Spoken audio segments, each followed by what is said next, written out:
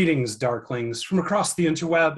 It is once again I, the Duchess, Precious Ken, for a very special edition of the Sounds and Shadows podcast. I have an amazing guest that will blow your mind with their awesomeness. But before I introduce them, I'm going to give a shout out to a couple things going on. Number one, I am rocking my Cemetery Confessions t-shirt from the wonderful podcast, our friend Danny, that does Cemetery Confessions. That is totally cool. And we had a couple of cool new releases that just came out. Silver Walks today. I had the new Inconsequence single that dropped with a Leather Strip remix, a Psionic remix. I tell you what, this is one of those albums when the whole thing, I mean, several of the singles have come out now, I think like 3, but this album is going to be a game changer. It's just full of, he brought in so many cool guest artists to work on it, and it's just a jam. It's just one of those take you out of your head albums. So everybody be on the lookout for that. I also have a review that I'm going to have coming out for Stoneburner. And the other big announcement is Kill Shelter just put for pre-release their new album Asylum, and it is wow. And the first single out on it, it's kind of like their first album Damage, where it's a lot of different vocalists coming in for it, but this first one is Agent Sidegrinder. So that, of course, is really cool. It's a very different single, but it has that Kill Shelter bass tone that is very distinctive to me, and so I was glad to kind of hear that come back as well. Now that is out of the way, I am very excited. I got to talk briefly with Jason Corbett of Actors when I came out to see them play in Detroit, but he had a show going. He had a lot of stuff going on, and I got pretty saucy that night. So I'm so glad that I got to have him back so that we can have a conversation about the tour and everything else. Jason, welcome to the show. Thanks for having me back. Yeah. And great to see you in Detroit. It was great to see you.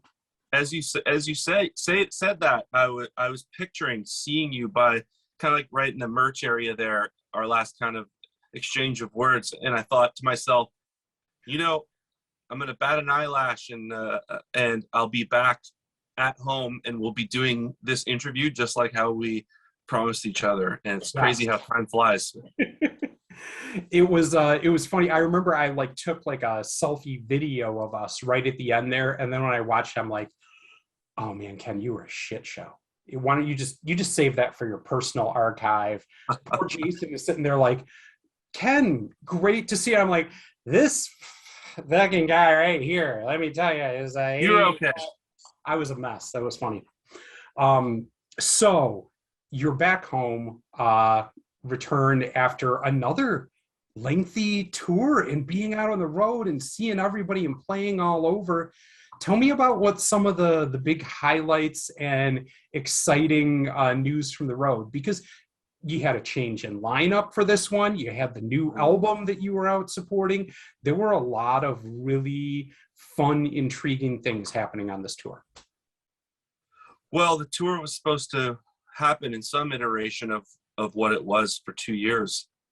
It was kind of a continuation of where we had left off before the pandemic. And it was pretty emotional and it felt like we were venturing into unknown territory a little bit going on the tour. And that show that we played where we saw you, that was our first show.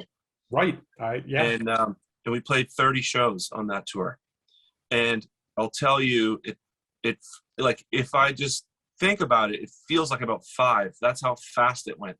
Wow. And the best way to describe it for me was culture shock.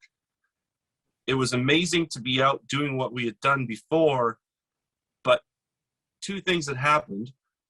We, as a band or as people, myself, got used to the idea of being kind of a bit of a shut-in, right? We weren't going out. We weren't really playing. We weren't rehearsing. I wasn't seeing very many people in my day-to-day. Just 1 or 2 people kind of at the studio at one time. And then to go from that to touring again, but not only touring like where we left off, the crowds were all twice the size of before the pandemic. Right. And that really, really affected me emotionally. And to give out the same amount of energy, sorry, my phone gave me a notice, to give out the same amount of energy every night, it felt like you try and amp up for how many people are in the room. It feels like, like Sure. intimate shows are intimate and you go for it, but then when there's a few hundred people and then another 100 people, it's like, and then you're just like kind of giving everything you've got. And then by the end of the tour, we kind of had to back away from being in the audience with the people after the show, and we would kind of wait it out a little bit because it was so taxing and there was so much energy going out, and it was all so welcomed, like the crowds and the fans and everything. But it was a bit of a different experience for me, and I loved it. It was a great time. It flew by, and the whole band's already like, when can we go? When can we go back? And the good thing is we have another, probably 50 shows before the end of the year. Yeah. I think when you say that too, that's something that always hits me when you say, oh, well, we just did 30 shows and it went by in the blink of an eye. And I have to think for myself, if I did 30 shows, well, I'd be dead. But you guys, to me, have really made that a thing again, where I think a lot of your success comes from your connection with your audience live. And you played so much, leading up to Acts of Worship around the world, but just going from venue to venue. And like you said, coming out afterwards, saying hello to everybody, signing a thing, taking a picture.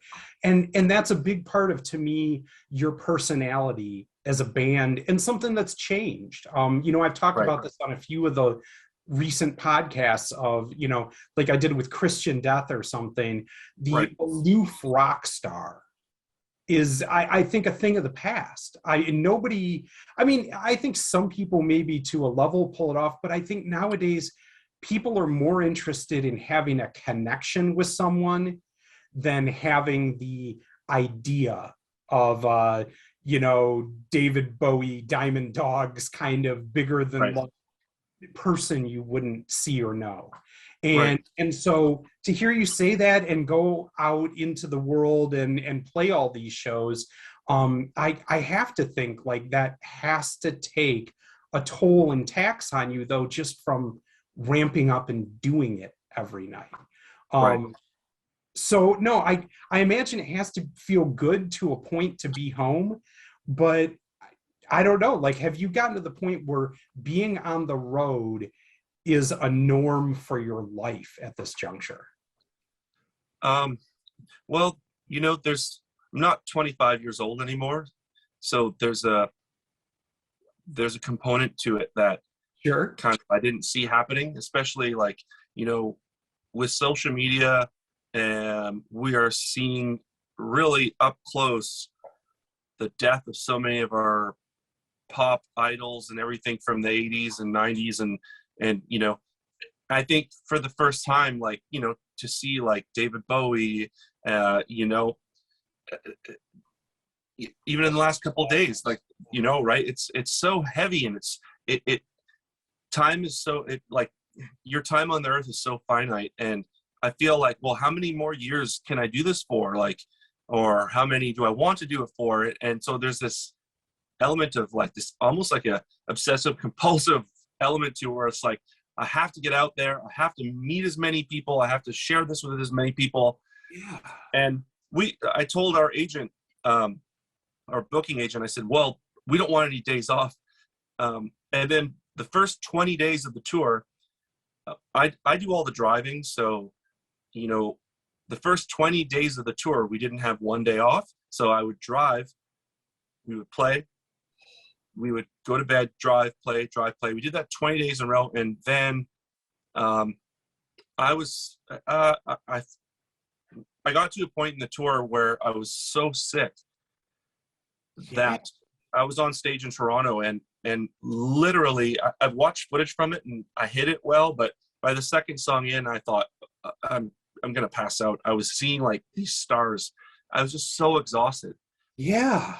I didn't Yeah, even know that or think about that, that you're doing it all the driving yourself, that it's not kind of doing it in cycles. Because to me, yeah, even being 3 or 4 hours on the road, I need like a 2 hour nap afterwards just to sure. get balanced. And doing that 20 days in a row, that just sounds intense. I, there's a side of me that's like, oh, you should be able to do that easily. But also, I have to remember our set length is twice as long as what it was in 2018. We Right. used to play. We used to play like 8 or 9 songs on tour before, Yeah. and we play now like 15 or 16 songs a night. So it's a solid show, and like we don't just call it in. Like every show is do or die for me, Yeah. and I had to kind of in Toronto, I had to temper my expectation of what I was physically capable of doing.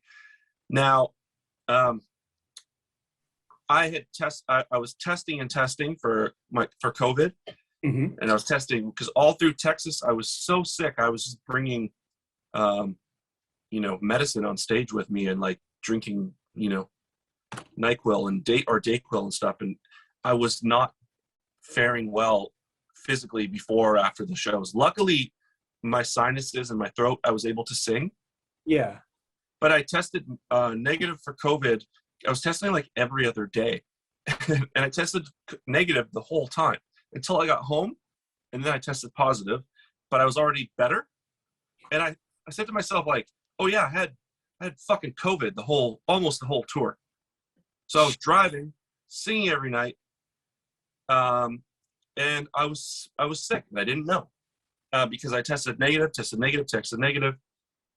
and yeah, it was kind of crazy. I So think that's another part. Yeah. Like as bands are starting to now, things are opening up again. People are getting back on tour and but it's hanging over us still, because it is still sure, scary. It's still very real and happening. And beyond that, numbers are starting to look better and do better, but nobody is ready to go back there. Nobody right, is ready to take our foot off the gas and want to all of a sudden, stop taking precautions and being careful. And I remember when we talked that night, you were still wearing a mask and everything when you were going to see everybody and keeping distance, which was very smart, because you had that whole tour ahead of you and everything still. yeah, And I think that is something that bands are going to have to start thinking about a lot while wanting to form this connection and be close to their fans, but at the same time, protect themselves and their fans and right, the fans that bought a ticket for 5 shows from now. That you don't sure, want to get in the spot like you're talking about where you make yourself unable to perform and be there for your fans that bought right, tickets. yeah, yeah. It's a lot of people I talk to seem to not care about COVID. Um, and then some people were doubled up on the masks. But I'd Sure. say like show per show, the percentage of masks were slim to none at most of the places. Now, the other thing was, what was my point about the COVID? A lot of people had expressed me that it was essentially their first show back Right. to go see a show, and there was a lot of people who expressed a bit of like it was like a cathartic having our record over the pandemic, and that to me was really touching. And I think when your audience connects to your music, I don't think that's rare. I think people can find solace and comfort in the music that speaks to them. Yeah. So it doesn't go to my head. I take it with a grain of salt, but just to know that the music that we do did connect to people and it did help them, like it in turn like the music helped us. Like if we didn't have something to look forward to, if we didn't have the music, like it would have been a really bleak time for me too, right? Yeah. So I do want to follow up on that a little bit, because one of the things that you brought up is from when you were doing that first enormous tour that you went on that went all over the world versus this one, Mm-hmm. the Actors has become a different thing to different people between the two. I mean, the first album did very well, but at this point, you'd leveled up. And going out on a tour where you were seeing, like you said, bigger shows, more rabid fans and the energy. What was that like for you? Because I remember talking to you and how excited it meant to you on the first album and seeing the success of it and what that meant. But this has got to have hit another plane. And what does that feel like for you as an artist, especially kind of how you've told me before? This wasn't something where you had this success when you were 21. You know what I mean? And it just, Right. this happened when you were at a time I'm not sure if this is ever going to happen. And then, Yeah, absolutely. you know, and what did that feel like to come back in that leveled up to capacity and play some of those really big, enormous shows with that many people out there just excited and touched by your music? Well, the first thing that I really focused on was I wanted to make sure that the follow-up to It Will Come to You, which was Acts of Worship, I really want to make sure that it could retain the honesty that the first record had. So I wasn't pandering to anyone or the label or to a preconceived notion of what we were about. I just followed through with my gut on what I wanted to do with the band. Yeah. But I really wanted people to like it, because I didn't want to be like, I don't get it. Why they like our first album and not our second?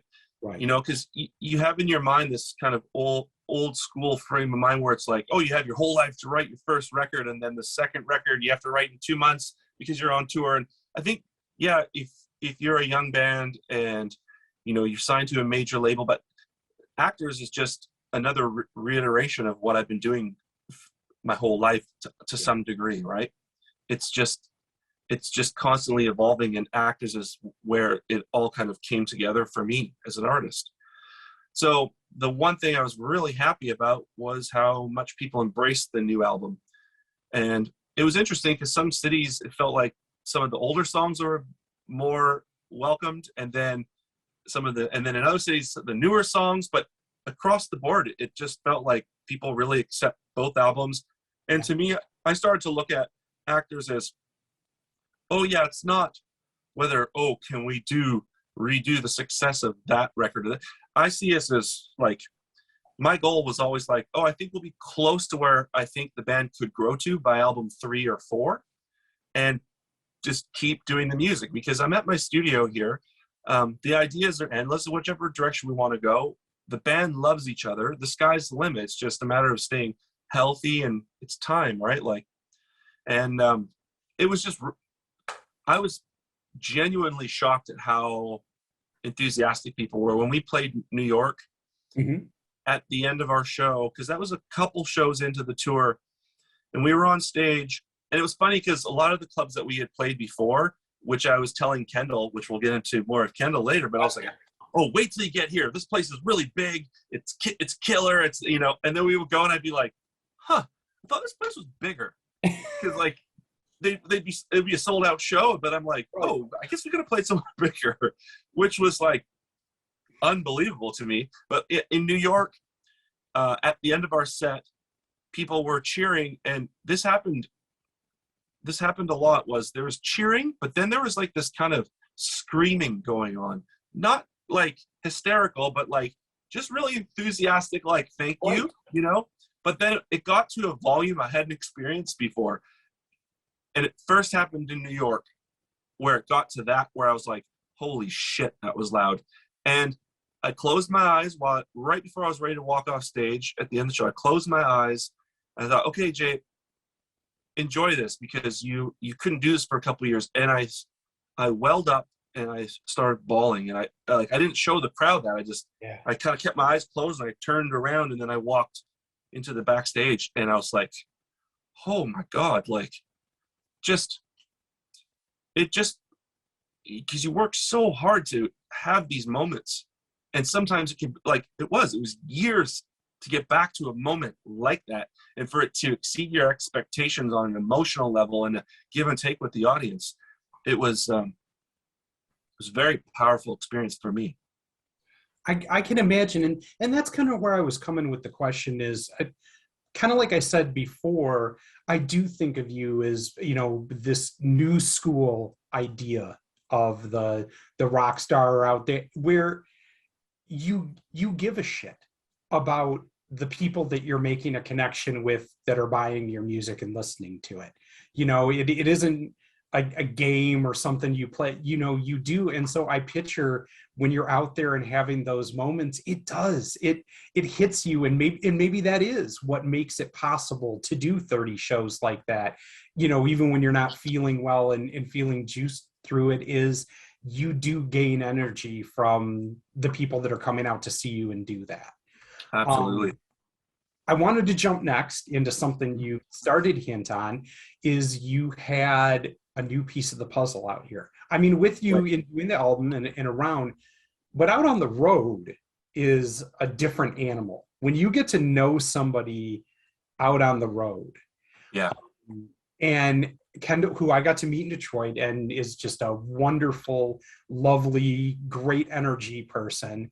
And tell me a little bit about some of the fun and what it was like to have her out on the road, and what role maybe she slid into as part of the family, and in addition to her contribution as a musician. Well, uh, I kind of use the analogy of, and I use this when I used to manage restaurants and serve tables, is that once you've been through the shit with someone, Yes. you have that shared experience, and then you have a bond and you have a trust. And so with Kendall, no matter how I would explain tour to her, because she really hadn't toured before, Mm-hmm. and especially within the dynamic of actors, like I could explain to her all I want, like, oh, you know, I've got your back. We're a family on the road, and you know, you could say whatever you want, but until you experience it, you know, you've gone through boot camp, but now you're going to war. And it's a bad analogy, but you in the get it. trenches with bullets Yeah. flying over your head. But no, you're right. I mean, it is a different. It's kind of like the difference between practice and a game. You know. Yeah, she said, "Oh, touring's like The Amazing Race." I'm like, "Yeah, 100%." Like, and by the end of the second leg of the tour, it's like we had found such a flow. She's very kind, thoughtful, compassionate, a hell of a player and musician with a great ear and a great attitude. She was complaining about being in a bad mood one day, but she couldn't stop kind of giggling about it. I was like, well, if that's your bad mood, then then we're doing okay here. But her and Shannon are close. And then her and Adam are close because they kind of they would get up and go for a run together and work out at the gyms at the hotels together, whereas Shannon likes to sleep in, I like to sleep in, because we're like, you know, Adam and Kendall will be able to like catch a 10-minute nap in the back of the van or something, whereas I'm always driving. Shannon's always the co-pilot. Shannon is our tour manager for all intents and purposes, right? Yeah. And she works really hard, and she's a big part of our success of how we're able to tour and do what we do. And Kendall just really just fit in, like, and I just love the energy that she brings to the band, and I love how Shannon and her complement each other as well. Their energies are a little different, and it works really well. And Adam's got a certain way about him, and it to me, my mom saw me play a few years ago, and a bunch of my friends were at the show, and she said to me, because I don't see her that often, and she said, you know, I feel a lot more relaxed, more comfortable knowing that you have a family through music, and it's very apparent that you're loved by your band and your friends, and that I found really touching, and I really held that close, because I feel that with the band, like I created the family. You know, I feel like I was like, okay, you and like create this family that feels really Getting to comfortable. choose your family in this. Yeah. Yeah. And I'm just really, you know, we came back from this tour, and it was not easy. There was a lot of miles covered. Yeah. But everyone in the band's like, let's go. You know, can't wait till the fall till we're in the UK, till we're in Europe, till we're back in the States. like Kendall was like, I literally can't wait to go back on tour. I loved it. And I'm like, well, hold tight, because there's about double that many shows coming. So, and that's just this year. There's going to be a whole other record, and it's going to be a good time. Now, when you were sitting there talking about, the family, and especially when you're talking about your mom with it, now you had me getting overclamped. I had to, I was very emotional. All right. So no, that was wonderful. And I'll tell you, I had a couple moments at the Detroit show where I looked over and saw one thing for me was the change in confidence from Shannon, from previous shows and tours I saw where she's opening up the tour that night in Detroit.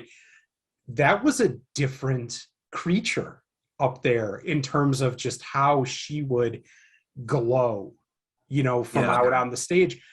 But the other part of that I was really picking up on is the looks back and forth between Kendall and Shannon.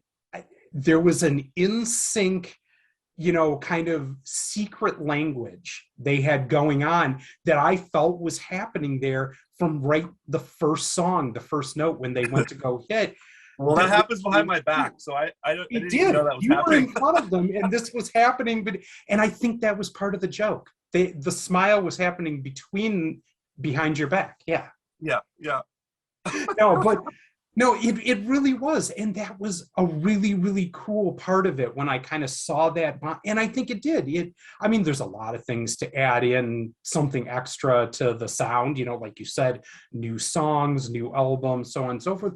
But for me, that was another part of it, was seeing the two of them kind of have this, I don't know, different energy to your sound. So yeah, very cool.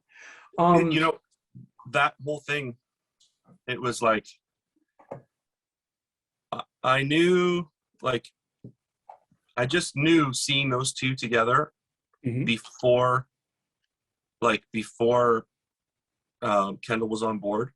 I knew that there was just a real, like, Shannon doesn't just befriend anyone, and she's picky with who she spends her time with. Yeah. And with Kendall, I was waiting. I'm like, when's the other shoe gonna drop? And she's gonna like not work out, or she's gonna want to quit, or there's something about her that I just can't stand, and there's nothing but good things, and it just makes me so happy. I think it helps Shannon feel stronger, Adam, myself. I think we all just, and especially by the end of the tour, it was like it's like an unstoppable love, Again, that is something that I associate with actors, and I think is an important part of you guys, is whether you want to talk about, going back to the Beatles or the Stones or something like that, but part of what people love about music is connecting to a ideal of the band, and seeing 4 people or 5 that really work that way. Also, sometimes people connect to like a Fleetwood Mac shit show of a band, but I think in your guys' case, it's just that you can't help but be up on stage and kind of see and feel that energy that I was talking about going on between them. And you say to yourself, like, I want to be a part of that glowing ball of light. Please give me that record, and I think that is important to the entire thing, and makes a big difference for bands now, where a lot of times that change is happening, where you a lot of times don't have a drummer, right? It's a drum machine, or it's 1 or 2 people that are up there, or that is a new norm for it, and maybe some of that is lost. And I think that's part of what makes you guys feel so bright and powerful and unique, even though playing very dark music. Well,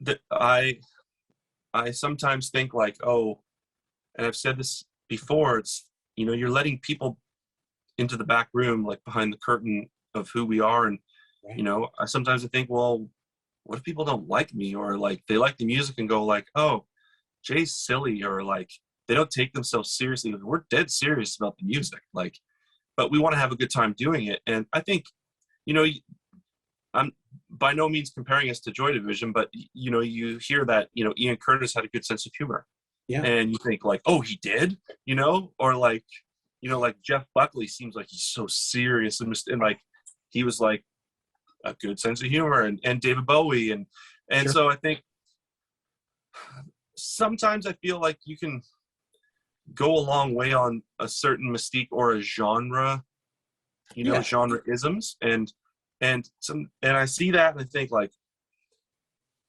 I see a band like Boy Harsher, and I love Boy Harsher, and I'm so happy for their success. But then I think like when I see them online, I felt like, oh, they're very reserved, they're very quiet, and I see them doing more online than before. It seems like to me, but maybe that was just my perspective of seeing them. But I always thought like, oh, why wouldn't they want to be like more vocal with people? And I thought, well, maybe that mystique is helping the music be successful. And then I thought, well, if that's the case, then I'm in trouble, because we're over engaged. We love to engage. I can relate, being probably the silliest fucking person in goth. That seems very likely. A giant goth Saint Bernard running up, slobbering all over everyone. But no, I think that's true for a lot. I've interviewed a lot of bands now and talked to a lot of them. And to be honest, people of this dark scene are generally happy-go-lucky, fun people. I mean, there's some that I have interviewed or talked that are, no, they're dead serious. I bet if I ever talked to like the Swans or some shit, Right. or Andrew Eldritch, no, he dead on means it. Like he is dead serious. Yeah. For the most part, I don't think that's true. I think you write these songs, and like you said, you mean it, because people are complex, and Yeah. we all go through things that are very real, very dark, very serious. And the song is the way that you get that out, so you don't have to carry it around like a 200-pound sack behind you everywhere you go, and wear that dark heaviness on you all the time. The songs are how you can live that. And I think that goes for both writing them and listening to them. Right. I know for me, I find it very cheery sometimes. If I'm feeling depressed, I will put on the Swans and say to myself, okay, I have some problems right now, but they aren't the sinking lead weights of failure. They aren't the goddamn slave ship of failure. Wow, that's extra. Yeah. You know what? I feel better already. The sinking lead weights of failure. What that's a great name for an album. That's a song, a lyric from a song by the Swans called Amazing. Failure, and you'll have to look that one up if you. It's a classic. But let me tell you, you and I have never touched a piece of depressing lyrics like the song Failure by the Swans. That's intentional. Right. So next up, let's take it in a much lighter direction. Okay. You had another very exciting thing come up, and we've talked about this before, your connection to the TV show Letterkenny, which I love and is very funny. And now there's a spin-off show called Shoresy off of it that's come out now. Tell me a little bit about how you were involved in that, your piece of it, and why that's exciting for you. Well, with these shows, they license a lot of music from bands, and they're very supportive. And by they, I mean like Jared Kiso, the show creator, the star of the shows. I've known him for a very long time. Our relationship goes back a long time, and we've remained close friends. So there's just like incidental music here and there that I get the call. It's like, Jay, I need this, I need that, and I'll write a piece of music. Like, in Letterkenny, there's a talent show where they all do some different music. Yeah. Well, I wrote all the music for each of those type of, like, whether it was like the techno band or the indie band. Like I recorded it here in this room, sent it off to him. I did like all the music for his Christmas special, like Brian Setzer kind of guitar kind of stuff. But with Shoresy, and it happened really quick. It was like right before we went on tour. They needed a theme song for the TV show. Right, the very first episode, they come in. It's kind of like Sports Center, kind of like do like, And so I wrote that piece of music and sent it off before I went on tour. And then, when I see the show, boom, it's the first piece of music that you hear on the show. And I just get a kick out of that. Like, it's not a full-time gig where I'm like, laboring, scoring to film all the episodes. I do pieces of music for certain episodes and certain seasons. And it really works out well that way, because that way I'm not too busy with that, or it comes at the right times when it's like, okay, I have time to do that, let's do it, bang. On the flip side of that, it's Actors is getting to the point where, between Actors and the production work that I do and the writing that I do with Shannon with Leathers, and the situation we have with the label and the deals that we have in place, my production work with other artists is probably gonna taper down a little. It's gonna be a little less, just because it makes more sense to focus on kind of what's at my front door with our own music, which is gonna be sad, because I love working with other people, and I will continue to do it, but I'll just have to be really, really, like, maybe it's like 1 or 2 other albums a year. Panther from Bootblacks comes out here to Vancouver June 14th, and we start work on the new Bootblacks record as well. Now that's really exciting. But, kind of to going back to what you said a while ago, you don't know when you're gonna, maybe not want to do this, not want to tour like this and at this level, but you do right now. And so that's part of it. It's not like you can't decide you're going to produce a lot more bands 10 years from now or 50, Absolutely. Just taking your foot off the gas on that to be prepared for it. But it was very exciting what you said. And of course, if you're going to make time for something, it should be a new Bootblacks album. Right. Tell me a little bit about why you're excited for that. Well, I'm glad timing-wise it's worked out that we can actually make it happen. And I'm excited that the last record was good enough that they wanted to work with me again. We're very close, as friends, and artistically, there's a lot of trust with each other, and we've seen each other play probably 100 times each, so we understand where we're coming from. We understand our references, and I think hearing what they've sent me of where the album is for like the demos and kind of where they're at the beginning of the record, we're going to have a really fantastic record. And Panther and I are going to work a lot on the vocal melodies and the vocals, and we're going to have the luxury of taking our time with doing it. And I think it'll pick up where the last record left off. And I just really want to see them receive the success and attention that they deserve. Live, they're one of the only bands where every time like we play, I'm like, oh, I kind of want to watch. Like, you think after seeing them play a song 100 times, you'd be like, nah, I'm good. But it's like, I've seen that. I just get excited, and I just feel like a part of the family with them. And I feel like as a band, Actors, we're really fortunate to have, good friends like that. And we're going to be touring a bunch of dates together in Europe as well. So almost our whole European tour is going to be with Bootblacks. That's amazing. See, and that's another part of it too, is, we talked earlier about kind of the family aspect of Actors, but I do feel like it's an extended family with Bootblacks, and that's already something unique just to have for a band. But then when you put 2 bands into that and the connection on it, it's even more so. Quick follow-up, did Allie show you, and did you get to play around with her new guitar that Colin made for her yet?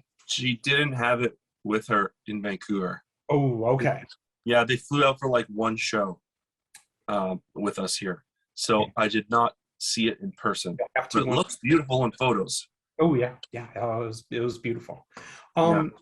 So the other exciting thing that you have coming up that I want to hear about is, like you said, doing the songwriting and playing for Leathers, who had another single that came out recently, and I think we had it for Song Day, and it's on the singles chart. Rather, it was no, that was for it was on April's.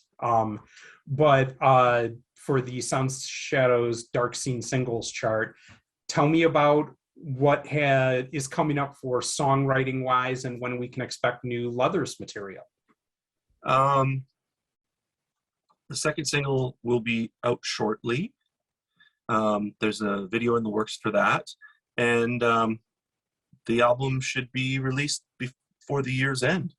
And it's just a really cool record that delves deeper into what Shannon does so well with her crystalline vocals and infectious melodies. And I think sonically with Actors, there's a certain point where I'm just like, okay, that sounds good. But with Leathers, like, I want sound.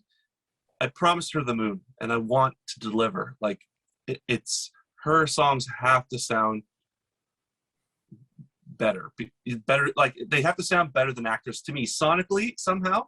Like, pop wise, like, they need to stand up. Like, I want you to put on one of her songs next to anything and be like, oh, that sounds beautiful. And, you know, judging from what the reaction is to her singles, like, she's released 5 songs in total since inception. And her Spotify numbers are like already like half of what Actors are, with like 2 full lengths and the reanimated release. And, you know, 10 years of trying to promote since PTL. So I have a sneaking suspicion people are going to really like the record and be really supportive of what she does, because she's just so likable, and I love the sound of her voice. And like I said, I've listened to it, you know, from seeing multiple shows, you know, through the years, and hearing how her voice has grown in confidence and really become her own and its own distinct pitch and tenure. You know, it does. And that gets me really excited too with every single. And again, just, I don't know, I love when awesome people put out awesome music, because too often these days, the sadder side to that story is true, where you hear about something you loved and now it has a dirty feel to it, and it just somehow isn't the same thing. It's true. I mean, it is really true. And she is just one of those gloriously bright, sweet, caring people that on top of that makes amazing music that just makes you want to get up and jump around and shake your arms and bless. She's great. Yeah.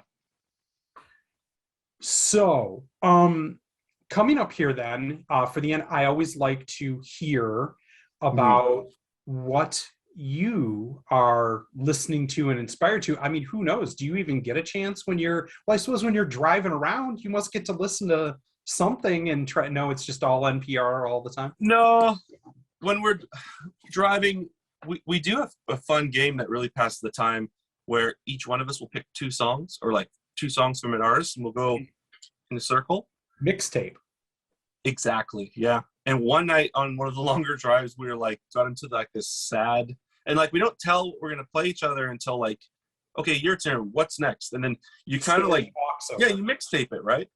And we went on this tangent of sad songs, and then like we played Joey from Concrete Blonde, and I just started bawling my eyes out while I was driving. And then we were listening to like Madonna, Oh Father, and like crying, and like, so we listen to so many different things.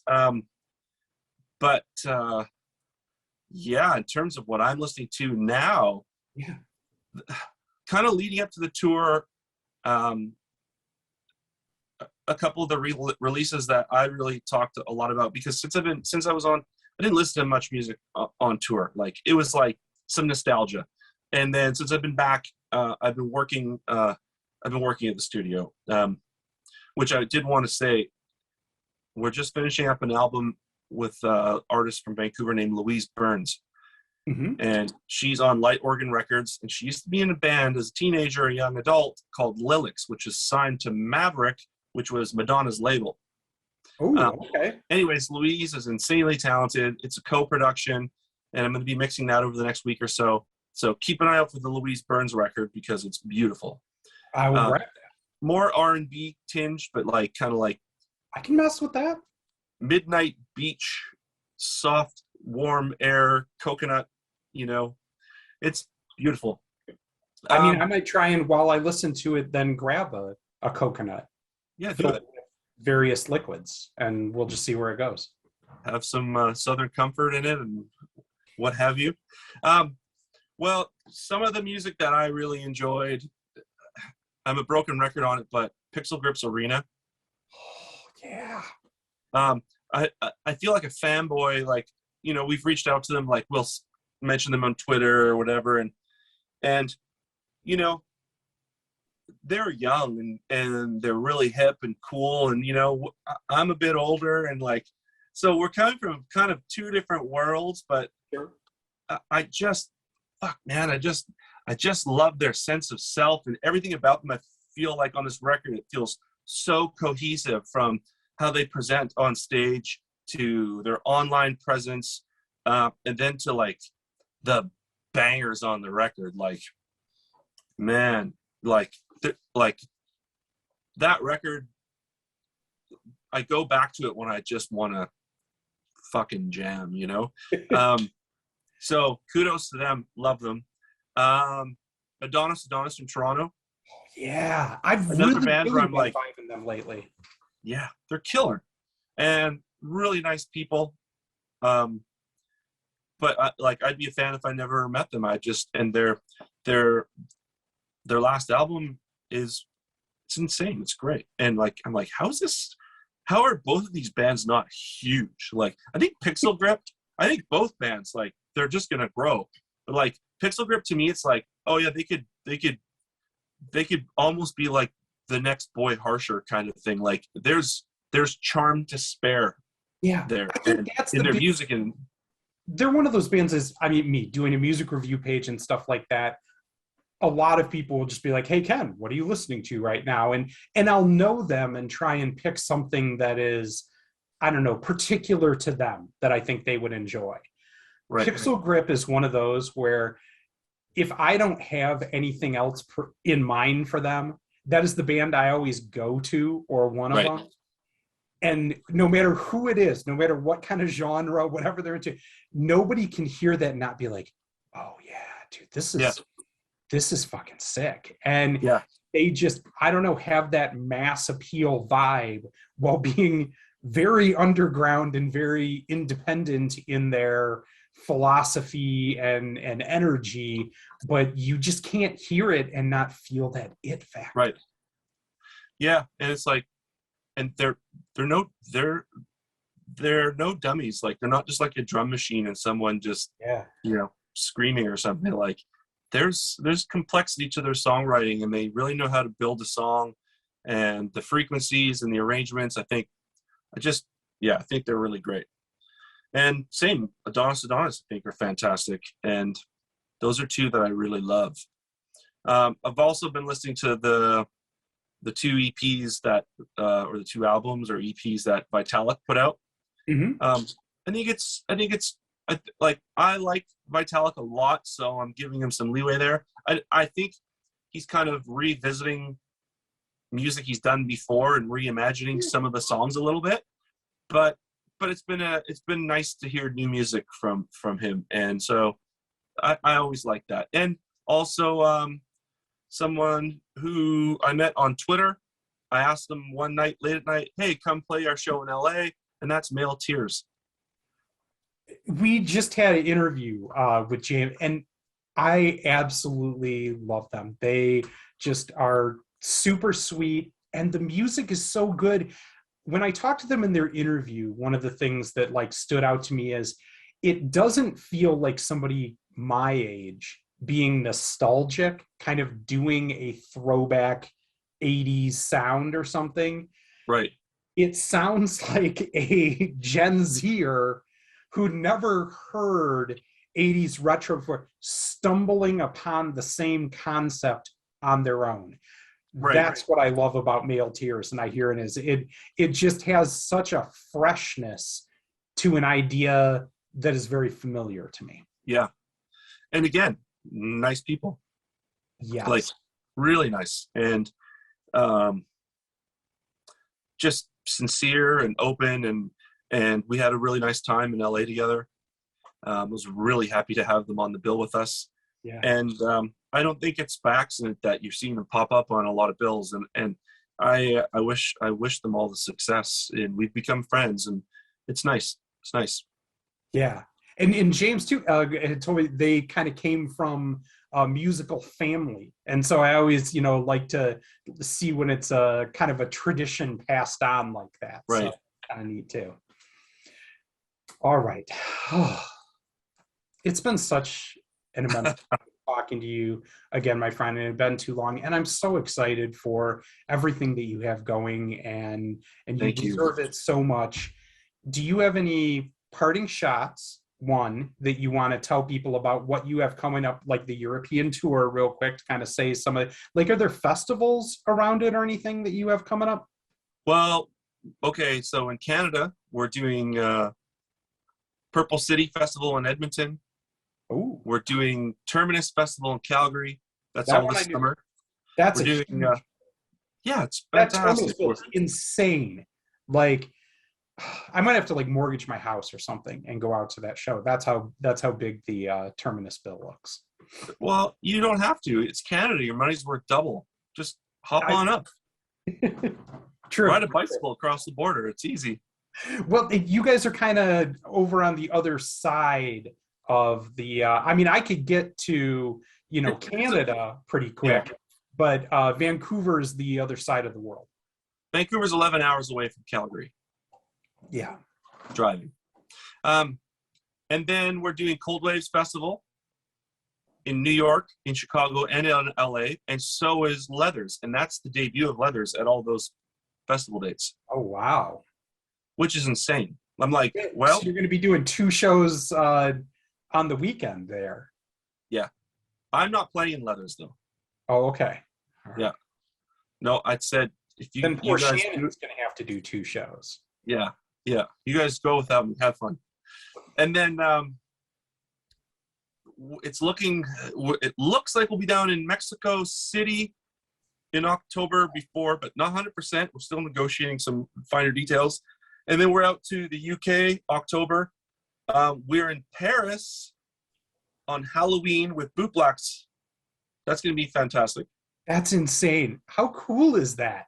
Yeah. Like, is there something just, you talk about post-punk and minimalist and dark band, but there's something, have you played Paris before? There's, to me, got to be something just sexy about like playing a club on Halloween in Paris.